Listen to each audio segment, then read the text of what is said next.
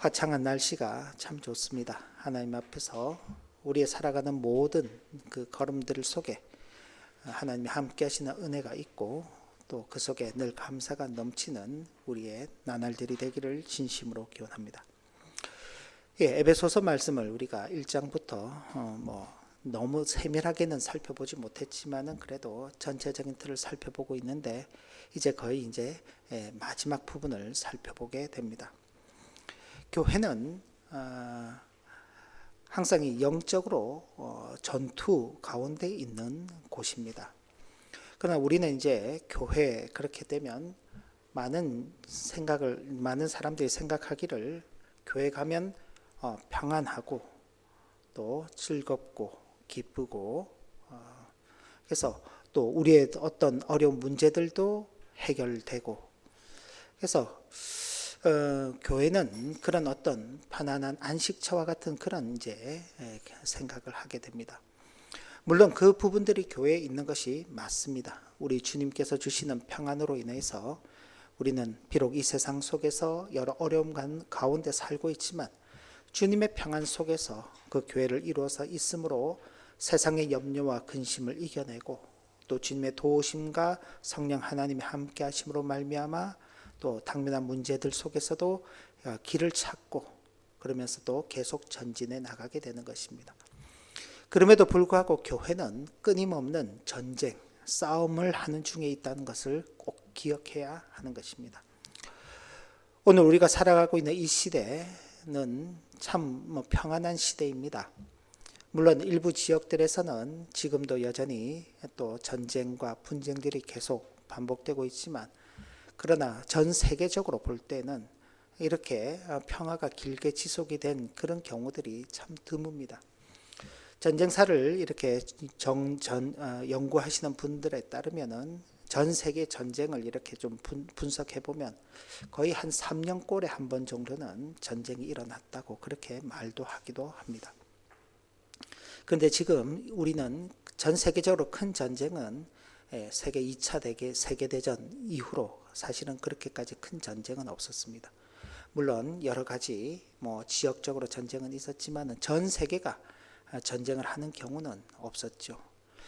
거의 그게 이제 지금 80년이 됐습니다. 1945년에 2차 세계대전이 끝이 났으니까 지금 2025년이니까 80년이 됐죠.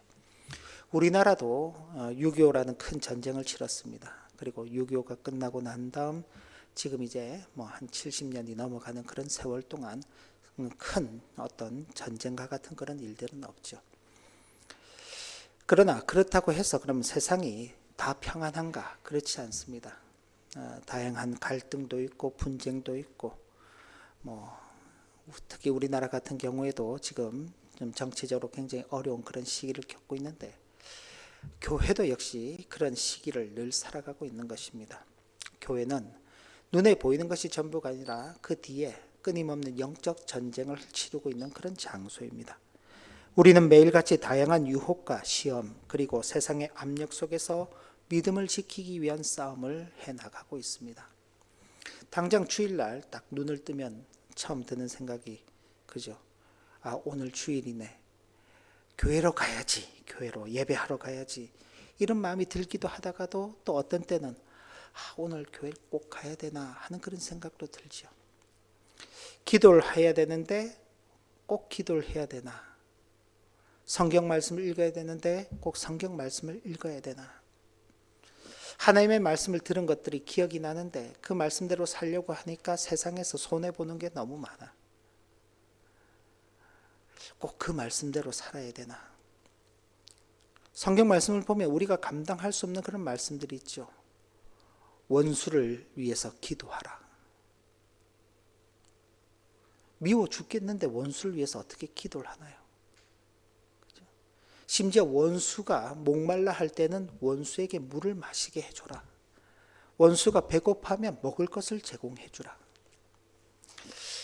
그 말씀 그대로 지키고 산다면요. 쉽지 않죠. 그러니까 그런 말씀이 있다는 것을 분명히 알고 있음에도 불구하고 어떤가요? 포기하고 살고 외면하고 살게 되는 것입니다. 이게 우리 속에 있는 그런 내면적인 영적 전쟁입니다.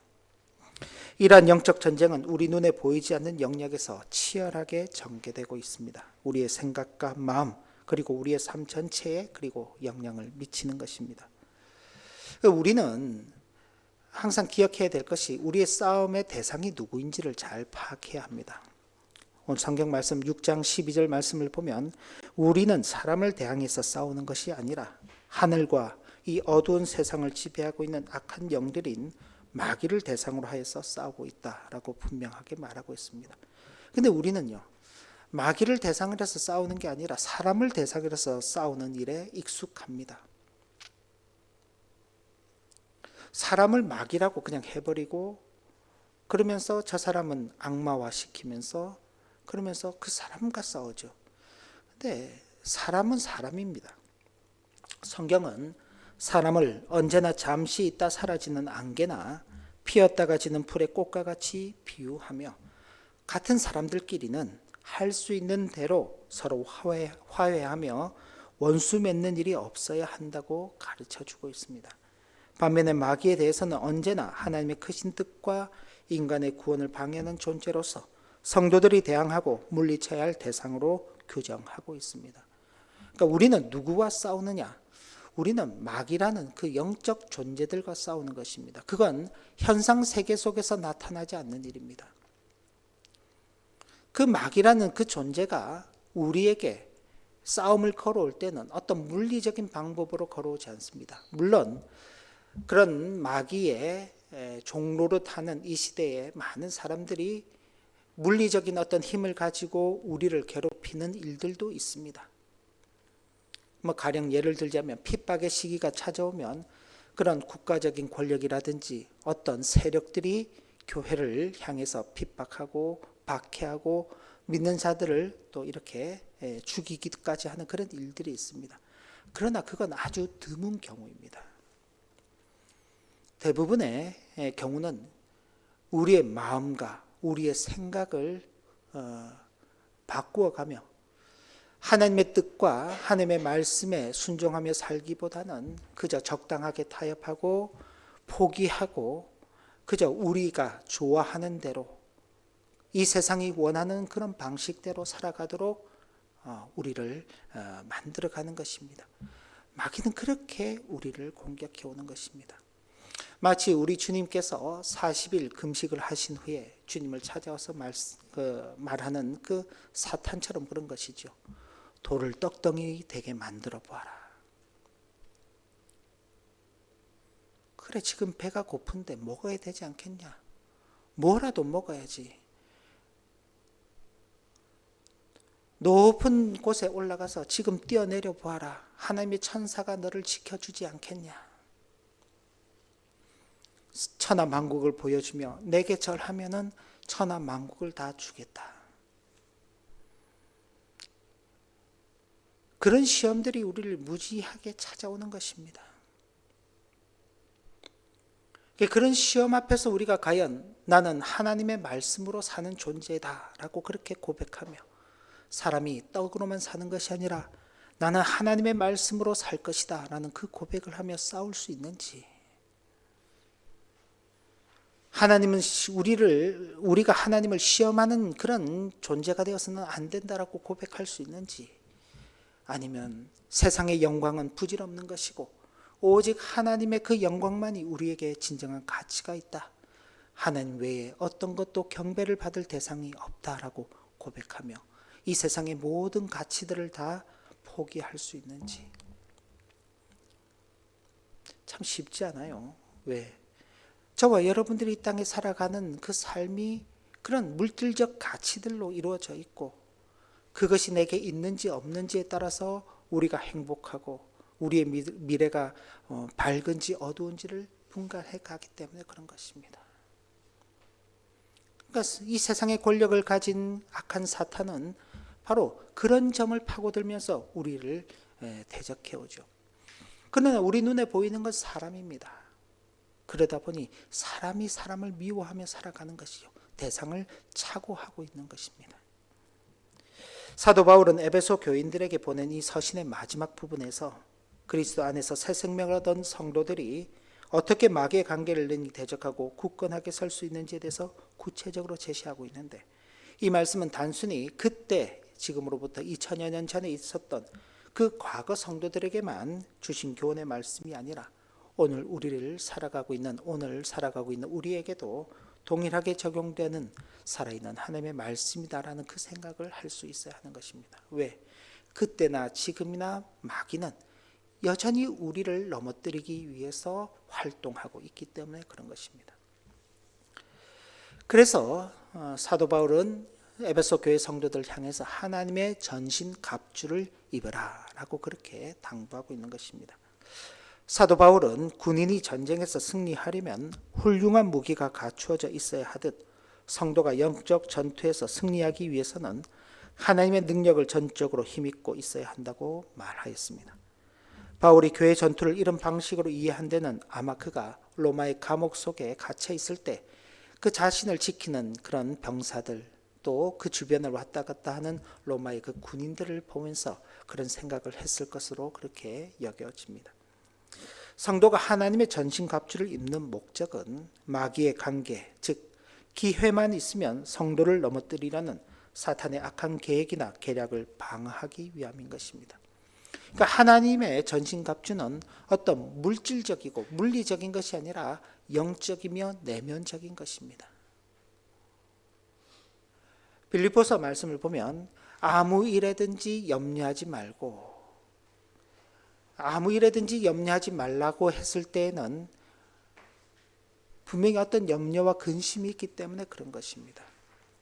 그렇죠? 이 땅에 우리가 살아가는데 염려와 근심이 있죠. 근데 아무 일에도 염려하지 말고 그렇게 먼저 전제를 한 다음 오직 감사함으로 너희 아랠 것을 아버지 하나님께 아뢰어라. 염려와 근심이 있는데 우리는 어때요? 염려와 근심이 있으면 한숨부터 나오죠. 그죠? 여러분 염려와 걱정이 있어서 누군가와 이야기를 하면 어때요? 감사가 먼저 나오나요? 한숨이 먼저 나오나요? 한숨이 먼저 나오죠. 염려가 있는데 지금 뭐 어떻게 감사가 나올 수 있어요? 그런데 그렇지, 하나님의 말씀은 그렇게 말씀하는 거예요. 염려가 있을지라도 하나님께 감사함으로 먼저 기도하라. 그리하면 모든 지각에 뛰어나신 하나님의 평강이 너희 마음과 생각을 지켜주실 것이다. 우리가 지금 뭐 마음 때문에 생각 때문에 염려 근심이 있는 건 아니죠. 우리의 염려와 근심이라는 것은 대부분 현실의 문제입니다. 그죠? 물질적인 문제입니다. 이 세상의 문제입니다. 그것이 해결돼야죠. 그것이 해결되기를 원하는데 하나님의 말씀은 그렇게 우리에게 적용되지 않는 것입니다. 그런 원망, 어려움 속에 있는 그 현실 속에 감사해라, 감사. 그러면 현실을 바꿔주시겠다라고 그렇게 말씀하지 않고 너희 마음과 생각을 지켜주실 것이다. 현실은 현실 그대로 있는 것입니다. 현실은요. 근데 그 현실을 바라보는 눈이 바뀌는 것입니다. 생각이 바뀌는 것입니다. 그 현실을 대하는 마음이 바뀌는 것입니다. 그러면요, 어떤 현실이 우리를 찾아온다 할지라도 그 현실 앞에서 늠름하게 서가는 것입니다. 근데 현실을 자꾸 바꿔버리면요, 내가 기대하는 현실이 아닌, 내가 전혀 기대하지 않던 그런 현실이 주어지게 될 때에 그 현실 앞에서 끊임없이 무너져 버릴 수밖에 없는 것입니다. 세상에도 그런 이야기가 있잖아요. 물고기 먹는 것을 가르치는 게 아니라 물고기 잡는 법을 가르쳐야지 된다. 그죠? 그러면 어떤 어려운 일들이 생길지라도 그 문제를 해결해서 나갈 수 있다 하는 어떤 그런 세상의 지혜죠. 하나님의 말씀은 그런 세상의 지혜보다 훨씬 더 높은 것입니다. 그러니까 그런 생각을 가지게 되면 우리가 당면하는 어떤 현실 앞에서도 흔들리지 않는 것입니다. 믿음을 지켜나가는 것입니다. 악한 사탄 마귀가 아무리 우리를 뒤흔들어 놓으려고 할지라도 그 현실을 바라보는 우리의 마음, 우리의 생각이 주님 안에서 굳건하게 서 있다면요, 어떤 현실 앞에서도 흔들리지 않는 것입니다. 죽음이 나를 찾아온다 할지라도 그 죽음 후에 나를 기다리는 것이 무엇인가를 생각한다면요, 그 죽음 후에 나를 기다리는 것이 이 세상보다 더 훨씬 가치 있는 것이라고 생각한다면요, 그 죽음이 두렵지 않은 것이죠. 모든 믿는 자들의 공통된 소망은 하나님의 그 나라에서 영원히 사는 것 아닙니까? 그죠? 그런데 현실적으로 어느 날 갑자기 하나님께서 이제 그 정도면 됐으니까 그만하고 내게로 오지 않을래? 라고 말씀하시면, 하나님, 전 아직 30대도 아닌데요, 20대 이제 한참 꽃다울 나이에 저를 데려가신다니 그 말이 안 됩니다. 조금만 더 기회를 주세요. 조금만 더 세상에 살도록 해주세요. 내가 아직 해보지 못한 일도 너무나 많습니다. 해야 할 일도 있습니다. 그렇게 기도하게 되겠죠. 50대가 돼서 하나님께서 그런 말씀을 하시면, 그런 말씀이 직접적으로 오지는 않죠. 어떤 건강의 이상이라든지 여러 상황들이 그렇게 탁 닥치게 될 때, 아직 애들이 어려서 애들을 키워야 되는데요, 내가 떠나고 나면은 우리 가정은 어떻게 생활을 하게 되나요? 하나님, 그러지 마시고 조금만 더 기회를 주세요. 근데 그렇게 기회를 더 받는 것이 과연 좋은 것인가에 대해서는 의문인 것입니다.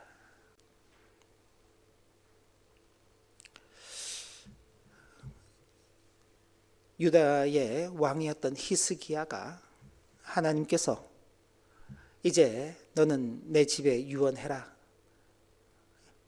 내가 이제 하나님의 부르심을 받고 이제 얼마 있다가 죽음에 이르게 될 것이다 라고 그렇게 경고의 말씀을 들었습니다. 그러자 히스기야가 하나님 앞에 나가 벽을 보며 얼굴을 벽을 향하는 거예요. 눈물을 흘리며 기도합니다. 하나님, 제가 그동안 하나님을 섬기며 살아왔던 그 모든 삶의 여정을 기억해 주십시오. 제가 이스라엘 유다가 지금 범죄하고 있는 그 모든 것들을 개혁하며 새로운 부흥의 시대를 이끌어가고 있는데, 지금 저를 데려가 버리시면 이 모든 일이 다 수포로 끝납니다. 하나님, 조금만 더 기회를 주세요. 그래서 하나님께서 그 기도를 들으시고 히스기야의 수명을 15년 더 연장시켜 주십니다. 그런데 성경을 보면 참 놀라운 것은, 그렇게 생명을 연장받았던 히스기야가 그 남은 생애 동안 하나님을 잘 섬기며 살았다는 기록이 없습니다. 그렇게 신실했던 히스기야가 15년 생명의 연장을 받고 난 다음 세상 것을 자랑하는 것입니다. 자기의 부를 축적하는 것입니다. 자기가 죽었다가 살아났다는 그 이야기를 듣고 바벨론의 사신들이 왔을 때 자신의 생명을 주신 하나님을 자랑하지 않고 자신이 가진 재물들을 자랑한 것입니다. 자신이 가진 무기를 자랑한 것입니다.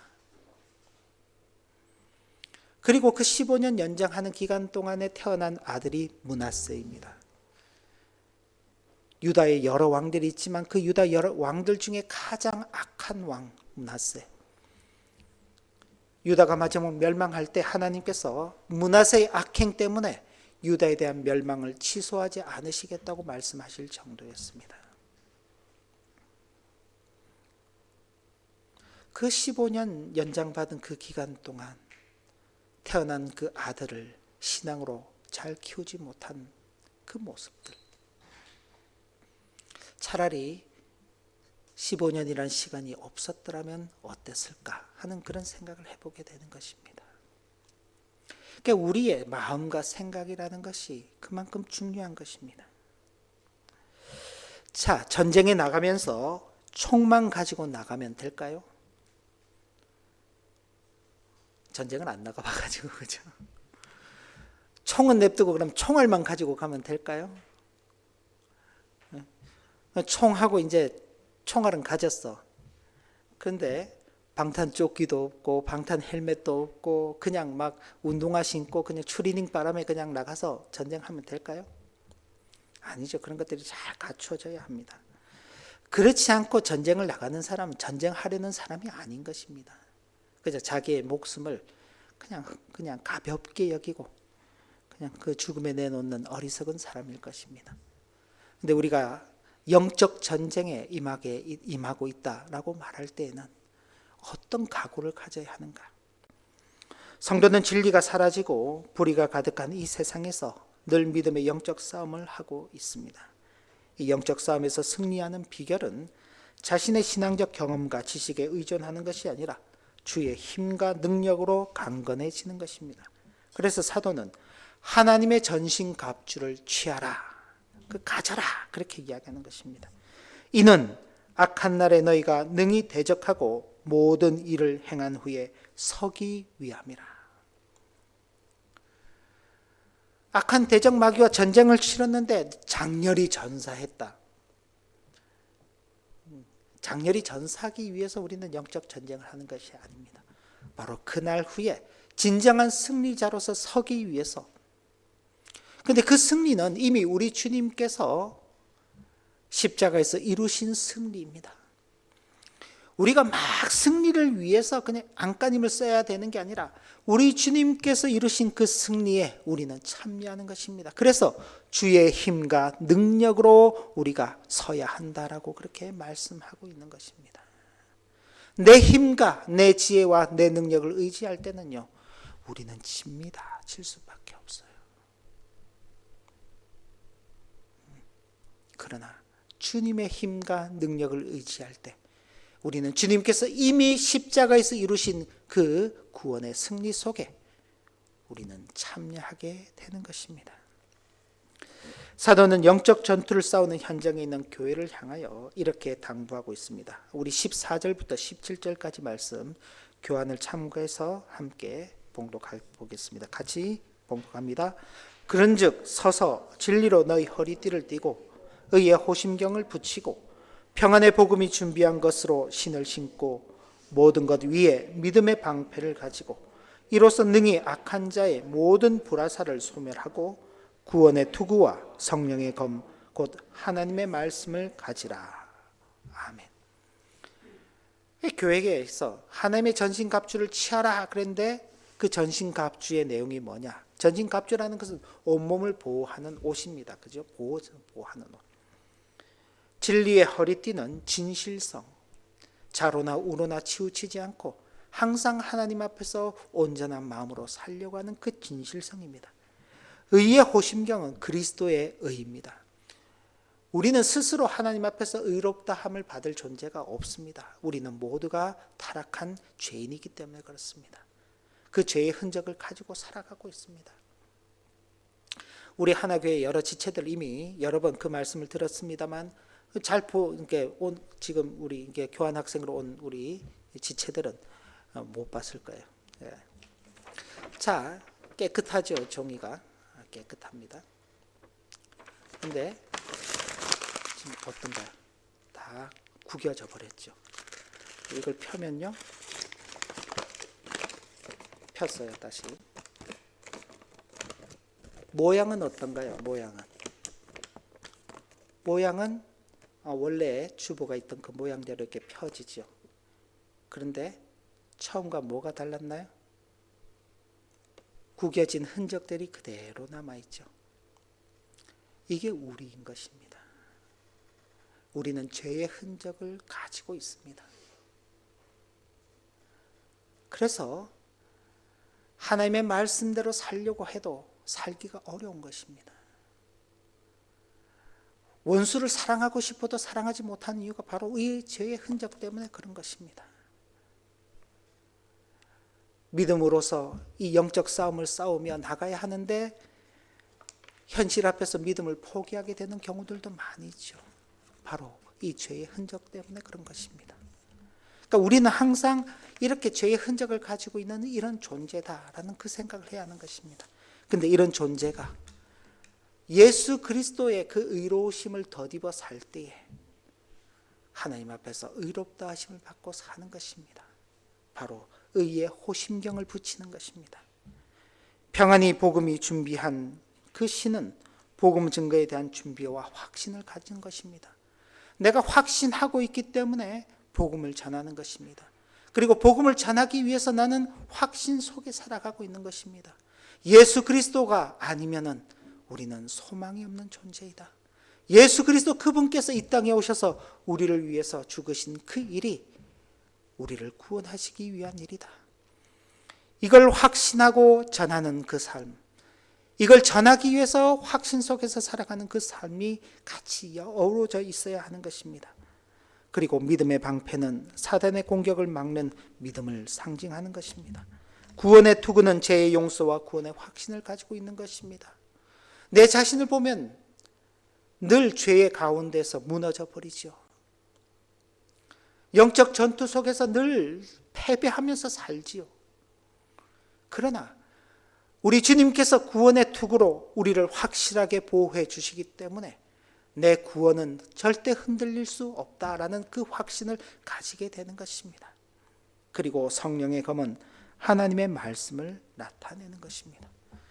이것들은 성도가 마귀와 대항하여 싸울 무기이자 방어하는 물품들입니다.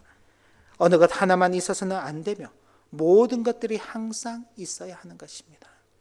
그래서 우리는 우리 자신들을 늘 돌아보며 하나님의 전신갑주를 잘 입고 있는지를 살펴봐야 하는 것입니다. 하나만 입고 반쪽만 입고, 그죠? 어느 것은 있는데 어느 것은 없고 그러면 안 되는 것입니다. 다 잘 갖춰야 되는 거예요. 하지만 아무리 훌륭한 무기를 가지고 있고 갖가지 것들로 방어하고 있다 하더라도 제대로 사용할 수 없다면 모든 것이 무용지물인 것입니다. 올바르게 사용하고 제대로 효과를 보기 위해서 필요한 것이 있는데 기도인 것입니다. 기도는 내가 마음에 소원하는 것을 이루어 달라고만 하는 게 기도가 아닙니다. 하나님 앞에서 우리 앞에 펼쳐져 있는 이 영적 전쟁을 승리하는 그 삶으로서 나가도록 우리를 이끌어 주실 길 간구하는 것입니다. 그래서 항상 성령 안에서 기도하는 것입니다. 항상. 그리고 깨어 기도하라 그렇게 당부하고 있습니다. 그리고 나만 그렇게 하나님의 전신갑주를 입고 승리하면 되는 게 아니라 함께 교회를 이룬 모든 지체들이 그렇게 승리하는 그 자리에 있기를 소망하며 여러 성도들 위해서 기도하는 것입니다. 그게 저와 여러분들이 하나님의 전신갑주를 입고 이 땅 가운데서 영적 전쟁을 치르며 싸워가는 그 교회로서의 모습을 갖추어 가는 것입니다. 우리의 힘과 능력으로는 결코 영적 대적을 이길 수 없으며 오직 주님 안에서 주님의 능력과 은혜를 의지할 때 우리는 하나님의 전신갑주를 입고 능히 마귀의 관계를 대적하며 굳건히 설 수 있음을 분명히 기억해야 하겠습니다. 그리고 날마다 하나님의 전신갑주를 입는 삶, 하나님의 말씀을 묵상하고 기도하며 믿음으로 주님을 의지하는 삶을 살아 어떠한 영적 공격과 시험 속에서도 능히 승리하며 하나님께 영광을 돌리는 교회, 하나님께 영광을 돌리는 성도로서 우리의 삶을 살아가야 하겠습니다. 기도합니다. 하나님 아버지, 우리 자신을 보면은 참으로 부족하고 흠이 많습니다. 우리에게 이 영적 전투 속에서 스스로 살아남으라고 말씀하시면 아무도 살아남을 자가 없습니다.